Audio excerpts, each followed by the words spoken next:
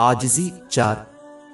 इमाम मंजरी की बेदारी और अंदेशा नंबर 2556 में मौजूद हदीस में हुजूर नबी अकरम सल्लल्लाहु अलैहि वसल्लम ने दर्ज झैल सिफ़ात के हामिल को बशारत दी है। पहली खुसूसियत आजिज़ी है बग़ैर किसी नक्स के मानी कमज़ोरी।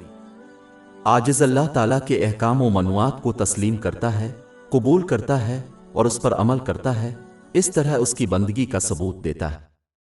जब सच्चाई उनके सामने पेश की जाती है तो वो इसे आसानी से कबूल कर लेते हैं, चाहे वो उनकी ख्वाहिशात के खिलाफ हो और उससे कत नज़र के उसे कौन उन तक पहुंचाता है।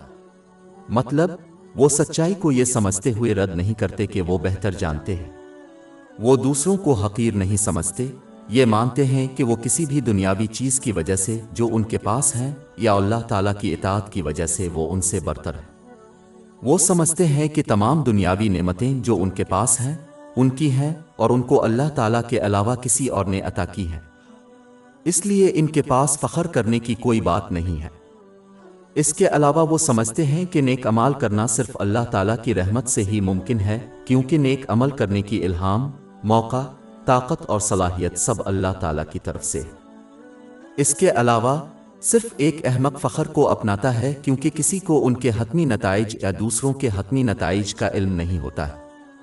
यानी उनकी मौत इस हाल में हो सकती है कि अल्लाह ताला उनसे राज़ी ना हो और कुफ्र की हालत में भी।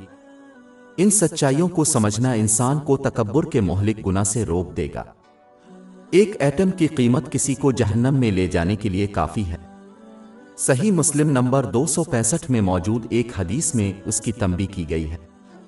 कमज़ोरी के बग़ैर आजिज़ी का मतलब यह है कि मुसलमान हमेशा दूसरों के साथ हसन सलूक का मुज़ाहरा करता है, लेकिन ज़रूरत पड़ने पर अपना दिफा करने और हक़ के लिए खड़ा होने से नहीं डरता, और ना ही उनकी आजिज़ी उनके ज़ाहिर होने का सबब बनती है, दूसरों की नज़रों में ज़लील और बेइज्जत।